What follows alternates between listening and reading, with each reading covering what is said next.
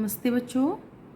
आज हम क्षितिज पुस्तक से काव्य खंड शुरू करेंगे। इसमें पाठ 9 में साखियाँ शब्द हैं, तो हम आज इनको करेंगे। ये कबीर जी द्वारा लिखित हैं। तो सबसे पहले हम कवि परिचय पढ़ेंगे।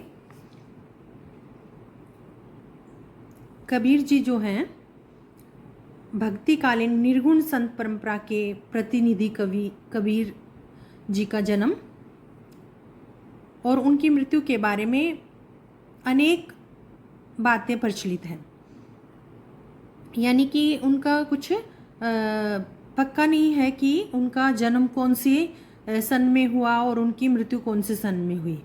ये सब सभी के द्वारा अलग अलग बताई गई हैं। इनका जन्म सन 1398 में काशी में हुआ था।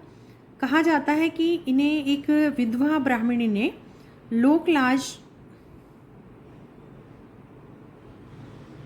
के कारण लहर तारा नामक तालाब के किनारे छोड़ दिया था। नीरू और नीमा नामक दंपति ने इनका पालन पोषण किया था।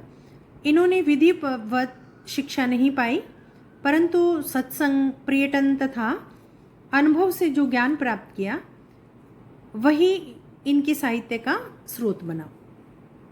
कबीर जी ने निराकार ईश्वर के प्रति अपनी भक्ति प्रकट की। इनके अनुसार प्रेम और ज्ञान से ही ईश्वर की प्राप्ति होती है। तो इन्होंने सबसे अधिक ज्ञान के द्वारा और प्रेम के द्वारा भगवान को प्राप्त करने की बात कही। इन्होंने गुरु को ईश्वर से भी अधिक श्रेष्ठ माना है। इन्होंने मूर्ति पूजा, बाह्य आडंबर, तिलक, माला आदि पाखंडों का विरोध किया है। निर्गुण जो भक्ति होती है उसमें इन सब चीज़ों को नहीं माना जाता। इन सब चीज़ों को सगुण भक्ति में माना जाता है। मूर्ति पूजा, बाह्य आडंबर, ये सब चीज़ें सगुण भक्ति में होता है। निर्गुण में इन चीज़ों का विरोध किया जाता है। इनकी भाषा में राजस्थानी, पंजाबी, अरबी, फारसी, गुजराती आदि शब्दों का मिलाजुला प्रयोग किया गया है। इनकी भाषा पंचमेल खिचड़ी है। इस पंचमेल खिचड़ी भाषा को सदुकड़ी भी कहा जाता है। इनकी रचनाएं हैं कबीर ग्रंथावली में संकलित हैं, बीजक, रामायणी और सबद नाम से इनके 3 काव्य संग्रह हैं। गुरु ग्रंथ साहब में भी इनकी कुछ रचनाएं संकलित हैं। तो ये तो था कवि परिचय। अब हम थोड़ा पाठ परिचय पढ़ेंगे। निर्गुण काव्यधारा के सर्वश्रेष्ठ संत कवि कबीरदास द्वारा रचित इन साखियों में अनुभव एवं ज्ञान के महत्व पर बल दिया गया है। साखी शब्द का अर्थ है प्रत्यक्ष ज्ञान, जो सीधा हम गुरु से ज्ञान प्राप्त करते हैं या किसी के द्वारा भी हम सीधे रूप में ज्ञान प्राप्त करते हैं। जैसे एक कक्षा में विद्यार्थी जो अध्यापक के द्वारा ज्ञान प्राप्त करते हैं उसे प्रत्यक्ष ज्ञान कहा जाएगा। यह प्रत्यक्ष ज्ञान गुरु शिष्य को प्रदान करता है। जगह जगह भ्रमण कर प्रत्यक्ष ज्ञान प्राप्त कर कबीर जी का अनुभव क्षेत्र विस्तृत हो गया था। इसलिए उनके द्वारा रचित साखियों में अवधी, राजस्थानी, भोजपुरी और पंजाबी भाषाओं के पर्याप्त शब्दों का प्रभाव स्पष्ट दिखाई पड़ता है। इसलिए इनकी भाषा को सदुकड़ी कहा गया है। तो अब हम पढ़ेंगे साखियाँ। मानसरोवर सुभर जल, हंसा केली करहाई, मुक्ता फल मुक्ता चुगई, अब उड़ी अनत न जाही। मानसरोवर का अर्थ है मन रूपी सरोवर। सुभर का अर्थ है पवित्र या अच्छी तरह से भरा हुआ जल। हंसा हंस या हंस आत्मा के लिए प्रयोग किया गया है। केली कीड़ा या खेल। मुक्ता फल मोती।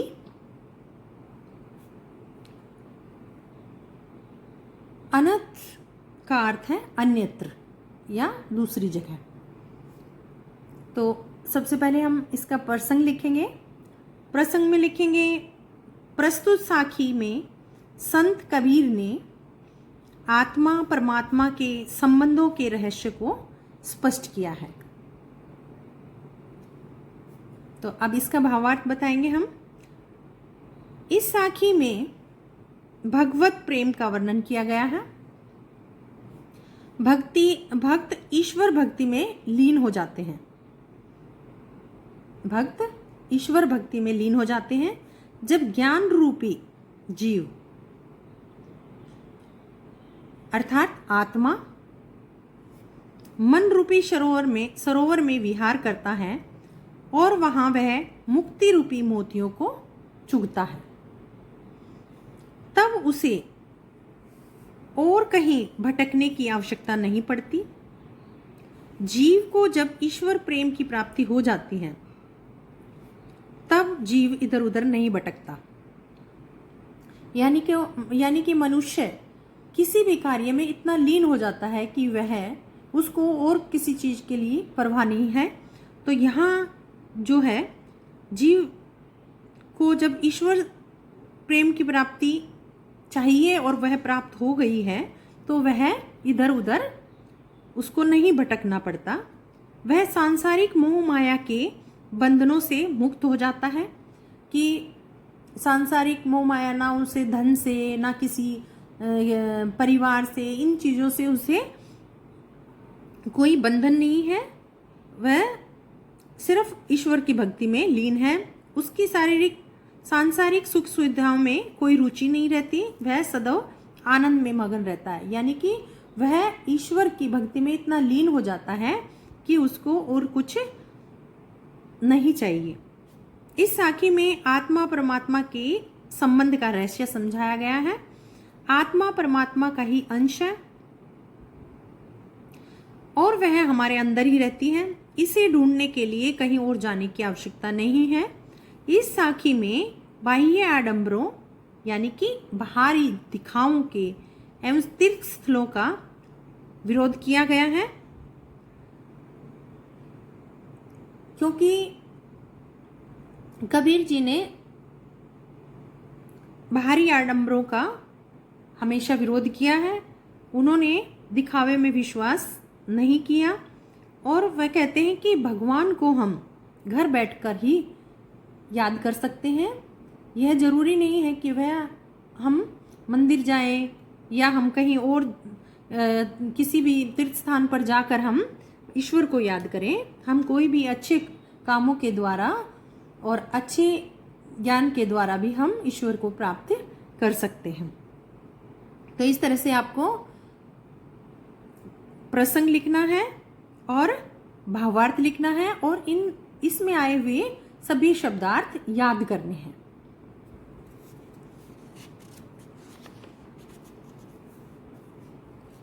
उसके बाद नेक्स्ट है, प्रेमी ढूंढत मैं फिरो, प्रेमी मिले न कोई, प्रेमी को प्रेमी मिले सब विष अमृत होए। फिरो का अर्थ है घूमना, प्रेमी प्रेम करने वाला, भक्त परमात्मा। प्रेमी का अर्थ यहाँ प्रेम करने वाला, भक्त और परमात्मा के बारे में प्रयोग किया गया है। विष का अर्थ है वासना। इसमें है प्रसंग है, इस साखी में मनुष्य आत्मा और परमात्मा के मिलन से जीवन में होने वाली अच्छी विचारधारा के प्रभावों को स्पष्ट किया गया है। इस साखी में कवि कहते हैं कि मन के अंधकार को मिटाने के लिए प्रेमी यानी कि ईश्वर की खोज में इधर उधर भटकते रहे,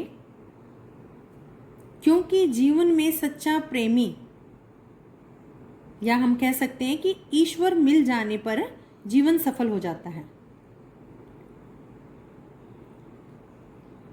ईश्वर के मिलने से सभी समस्याएं दूर हो जाती हैं।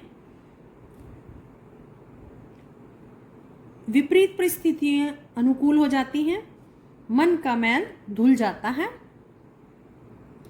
मन पवित्र और निर्मल हो जाता है। ज्ञान प्राप्त करने पर सभी मनोविकार दूर हो जाते हैं।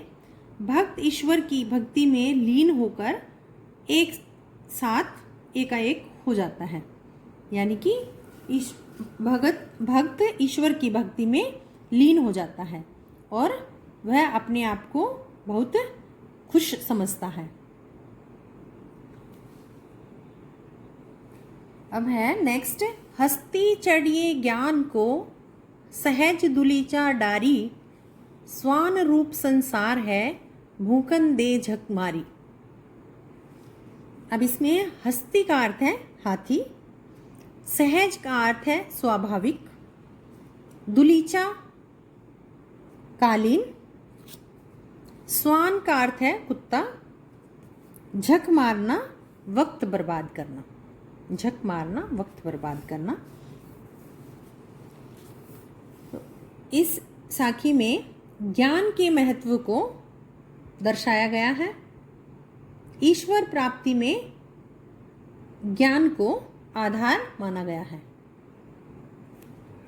तो इसका भावार्थ होगा, इस साखी में ज्ञान के महत्व को बताया गया है। सभी को ज्ञान रूपी हाथी पर सवारी करनी चाहिए, यानी कि सबको ज्ञान प्राप्त करना चाहिए। इस ज्ञान रूपी हाथी पर सहज साधना रूपी गलीचा बिछाना चाहिए, सहज साधना रूपी गलीचा बिछाना चाहिए। ज्ञान प्राप्ति हो जाने पर जीवन जो है धन्य हो जाता है, जीवन वैभवपूर्ण होता है, जीवन में किसी प्रकार के अभाव का अनुभव नहीं होता जब उसको ज्ञान की प्राप्ति हो जाती है। तो मनुष्य का इस जीवन में इधर उधर भटकना रुक जाता है, क्योंकि अगर वह अपने लक्ष्य पर पहुंच जाता है तो वह इधर उधर भटकता हुआ नहीं फिरता। कवि ने इस अज्ञानी संसार की तुलना कुत्ते से की है। ये जो अज्ञानी संसार है ये एक कुत्ते के समान है। जिस प्रकार हाथी को देखकर कुत्ता भौंकता है, हाथी को देखकर कुत्ता भौंकता है, लेकिन हाथी अपनी चाल में मस्त होकर चलता रहता है। ठीक उसी प्रकार इस संसार में ज्ञानी को देखकर, जिस व्यक्ति के पास ज्ञान है उसको देखकर अज्ञानी जो हैं, मूर्ख जो लोग हैं, वो चिढ़ते रहते हैं। वे बेकार में अपना समय नष्ट कर देते हैं और कुत्ते की तरह निरर्थक जीवन व्यतीत करते हैं, और वह हमेशा दूसरों की यानी कि ज्ञानी लोगों की टांग खींचने में ही अपना जीवन बर्बाद कर देते हैं। अज्ञानी व्यक्ति व्यर्थ में अपना समय इसी तरह से बर्बाद कर देते हैं। ज्ञान के बिना जीवन जो है उसका कोई मूल्य नहीं है। ज्ञान ईश्वर प्राप्ति का मुख्य आधार है, यानी कि जिसको ज्ञान प्राप्त है वह ईश्वर की प्राप्ति अवश्य कर लेगा। तो यहाँ भी कवि ने बाह्य आडंबरों को यानी कि दिखाव को का विरोध किया है और दूसरे ढोंगों को न करने के लिए कहा है। उसके बाद है नेक्स्ट, पखा पखी के कार नई सब जग रहा भुलान, निरपक होई के हरि भजय सोई संत सुजान। पखा पखी पक्ष और विपक्ष, भुलान भूल जाना, निरपक निरपेक्ष या निष्पक्ष बिना किसी भेदभाव के, सोई वही, सुजान ज्ञानी। तो इस साखी में कवि कहते हैं कि मनुष्य को वाद विवाद में पढ़कर निष्पक्ष भाव से प्रभु की भक्ति में लीन होने की प्रेरणा दी है इन साखियों में। इस साखी का भावार्थ है कि लोग पक्ष विपक्ष के कारण भुलावे यानी अंधेरे या अज्ञान में पड़े हुए हैं।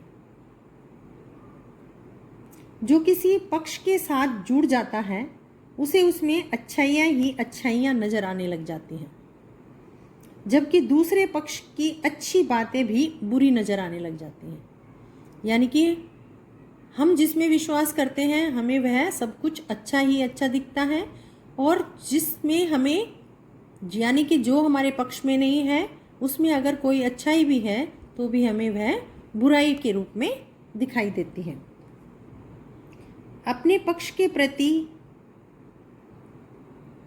अंधश्रद्धा यानी कि अंधा होकर हम विश्वास कर लेते हैं, और विरोधी पक्ष में हमें सब कुछ सही होते हुए भी गलत दिखाई देता है। ऐसा व्यक्ति अपनी रूढ़िवादी मान्यताओं से जीवन भर चिपका रहता है। वह संसार की वास्तविकता को नहीं जान पाता, और यह सिर्फ ज्ञान की कमी के कारण जो व्यक्ति पक्ष विपक्ष के झंझट में न पड़कर निष्पक्ष होकर ईश्वर के प्रति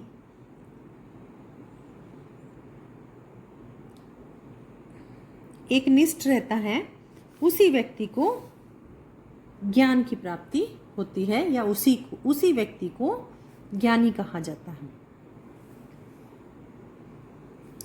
नेक्स्ट है, हिंदू मुआ आ राम कही, मुसलमान खुदाई, कहे कबीर सो जीवता, जो दूहों के निकटी न जाई।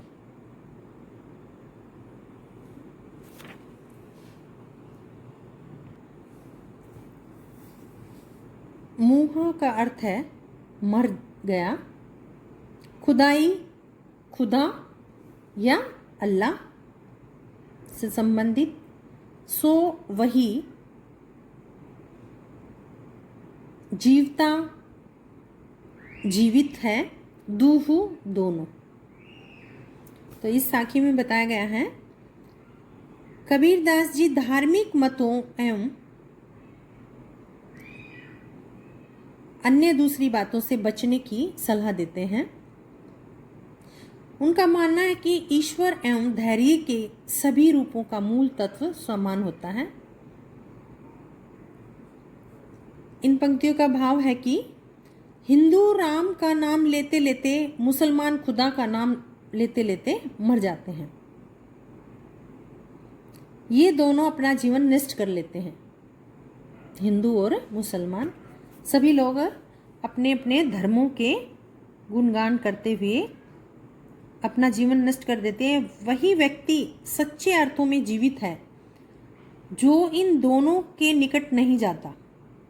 कहने का अभिप्राय है कि ईश्वर सर्वव्यापक है, यानी कि भगवान जो है वह सब जगह है।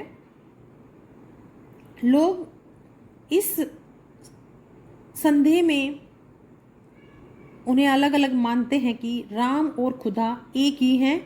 उनके नाम पर किसी प्रकार का भेदभाव उत्पन्न करना ठीक नहीं है।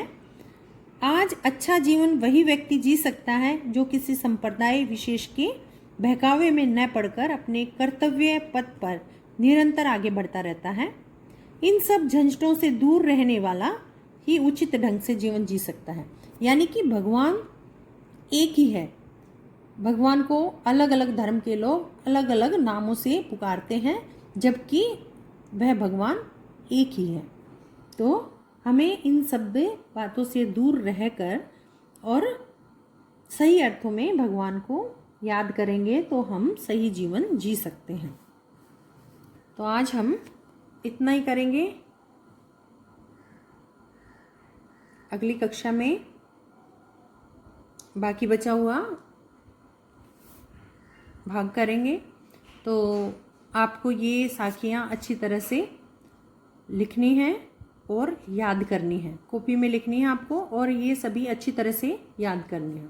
शब्दार्थ, प्रसंग और भावार्थ, तो इनको अच्छी तरह से आप याद करना।